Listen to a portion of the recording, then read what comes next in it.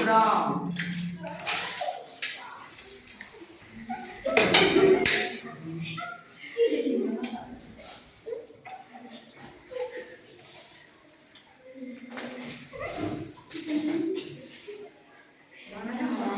प्रणाम कुह केउ कारण तुम एही राज दरबार को आसीच महाराज आमे होचे देवभूमि आमे एही सृष्टि पाई प्रतिदिन आम देवभूमि को भितरे झगड़ा होचे तेणु एही कथाटी को आमे समाधान करबा पाई आपण राज दरबार को आसीछु केउ कथा कुह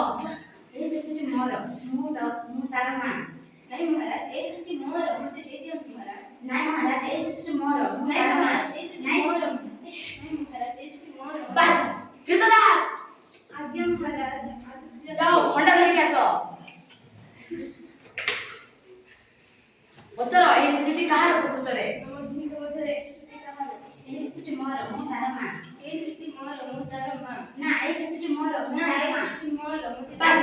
सुनो एही सृष्टि तुम दुई खंड कर दियो सीता को अधा और लक्ष्मी को अधा दे दियो नहीं महाराज आपण एमिति हत्या करत नहीं महाराज मो शिशु को पछे मो भूमि रक्त दे दियो महाराज एमिति हत्या करत नहीं महाराज ओ ए सृष्टि को तुम सीता को दे दियो एवं लक्ष्मी को दंड दियो से होची प्रकृत मिछुआ एमिति केमिति हे परम महाराज ए पिलाटी मोर मते दियो तो महाराज ना तुम होचो मिछुआ जेतेबेले मु एही पिलाटी को दुई खंड करबा कहली सीता आखिर लोह धरिथिला काहेकि से तार प्रकृत मां मनरे पिला पाई सब बेले दया थाए तुम तार मां नुहे तुम होचो मिछुआ तुमको 5 वर्ष दंड मिलबा नहीं उचित महाराज मते क्षमा कर दे छाड़ो महाराज तुम मिछुआ नहीं महाराज केमिति करत महाराज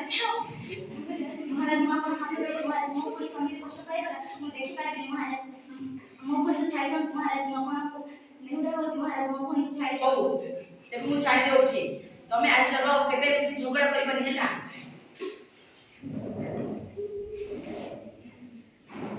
सॉरी दीदी मोर भूल नहीं नाइलो पुरी तुम के कोनी जो कोनी तुम के कोनी